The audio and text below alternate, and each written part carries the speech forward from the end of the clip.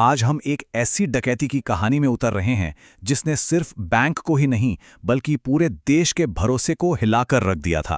तो चलिए इस पड़ताल को शुरू करते हैं और जानते हैं ये जो लाइन है ना, यही इस पूरी जांच का सार है।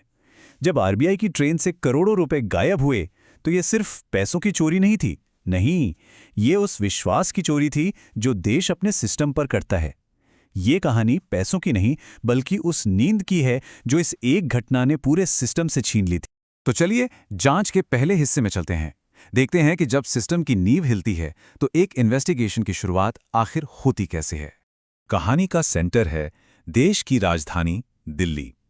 सारे तार यहीं से जुड़े थे और यहीं से उन्हें सुलझाना भी था। और दिल्ली में भी कहां? सीधा सीबीआई के हेडक्वार्टर में।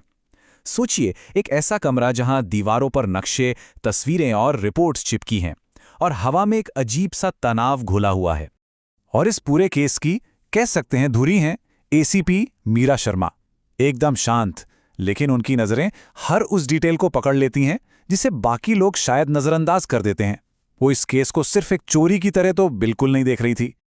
और यही वो पहला मोड़ था। मीरा का अंदाजा बिल्कुल साफ था कि ये कोई अचानक हुई लूट नहीं बल्कि एक बहुत ही सोची समझी साजिश है जिसकी स्क्रिप्ट महीनों पहले लिखी जा चुकी थी। सवाल ये था कि आखिर इसका राइटर है कौन? देखिए, हर बड़ी साजिश में ना दो तरह के लोग होते हैं, एक जो इस्तेमाल होते हैं और दूसरे जो इस्तेमाल करते हैं। तो अब जरा इस खेल के किरदारों को समझते हैं। जांच का पहला धागा मिलता है राहुल के रूप में, एक मोहरा जो अब जेल की सलाखों के पीछे एकदम अकेला है। उसके चेहरे पर डर और पछतावा तो साफ दिख रहा था, लेकिन उसकी चुप्पी के पीछे एक बहुत बड़ा राज दबा हुआ था। मीरा का सवाल बिल्कुल सीधा था। वो जानती थी कि राहुल तो सिर्फ एक प्यादा है, असली खिलाड़ी कोई और है जो पर्दे के पीछे है। वो बस ये जानना चाहती थी कि शतरंज के खेल का मास्टर कौन है। और फिर राहुल टूट गया। उसकी कहानी ने इस केस को एक बिल्कुल नया मोड़ दे दिया। ये सिर्फ लालच की कहानी नहीं थी, ये मजबूरी और ब्लैकमेल की कहानी थी। इस एक लाइन ने सच कहूं तो मीरा को भी अंदर तक झकझोर दिया था। तो एक तरफ है राहुल जेल में अकेला और मजबूर, और दूसरी तरफ है विक्रम मास्टरमाइंड जो आजाद है। और अब उसका इरादा सिर्फ चोरी तक ही सीमित नहीं है, नहीं, उसके दिमाग में एक नया और पहले से कहीं ज्यादा खतरनाक प्लान चल रहा है। और विक्रम का ये इरादा, ये इस कहानी को बिल्कुल एक नए लेवल पर ले जाता है। वो अब सिर्फ एक चोर नहीं रहा, वो एक सोच बन चुका है जिसका मकसद पैसा लूटना नहीं बल्कि पूरे के पूरे सिस्टम की नींव हिलाना है। लेकिन कहानी अब एक ऐसा मोड़ लेने वाली थी जो बहुत ज्यादा खतरनाक था, क्योंकि जब दांव पर इतना कुछ लगा हो तो गुनाह की हदें भी अक्सर मिट जाती हैं। देखिए, इस डकैती का असर सिर्फ आरबीआई के खजाने पर नहीं पड़ा था।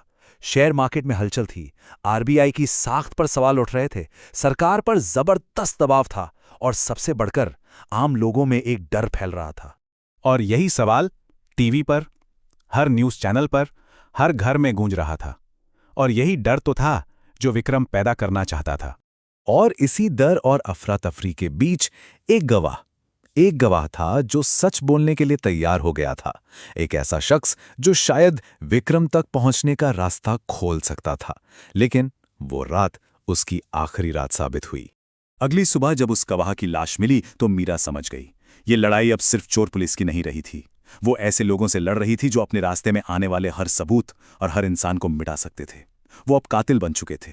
अब कहानी उस हिस्से में पहुंच चुकी थी जहां कुछ दरवाजे तो खुलने वाले थे, लेकिन ये ऐसे दरवाजे थे जिनके एक बार खुलने के बाद वापसी का कोई रास्ता नहीं था।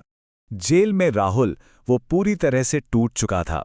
उसे ये एहसास हो गया था कि इस गुनाह में उसने सिर्फ पैसे नहीं बल्कि अपना ज़मीर, अपनी आत्मा ही खो दी है। और इसी टूटन के बाद उसने फैसला किया कि वो पूरा सच बताएगा, चाहे इसका अंजाम कुछ भी हो। और ठीक उसी वक्त जब मीरा को लग रहा था कि शायद वो केस के करीब पहुंच रही हैं, उसके फोन पर एक अनजानी कॉल आती है। एक ऐसी कॉल जो सब कुछ बदलने वाली थी। फोन पे कौन था? विक्रम। उसकी आवाज में धमकी बिल्कुल साफ थी। ये एक सीधी सीधी चेतावनी थी कि मीरा एक ऐसे दरवाजे पर दस्तक दे रही है जिसे खोलने का अंजाम बहुत बुरा होगा। ये एक सीधी चुनौती थी। और यहीं आकर सारी तस्वीर साफ हो जाती है। ये पूरी घटना, ये ट्रेन की लूट, ये असल में सिर्फ एक चोरी थी ही नहीं, ये तो विक्रम की तरफ से पूरे सिस्टम के लिए एक चेतावनी थी, एक ऐलान कि असली खेल तो अब शुरू होगा। तो ये लड़ाई अभी शुरू हुई है। एसीपी मीरा शर्मा के सामने एक ऐसा दुश्मन है जो कोई नियम, कोई कायदा नहीं मानता। आगे क्या होगा? खैर, ये कहानी अभी बाकी है।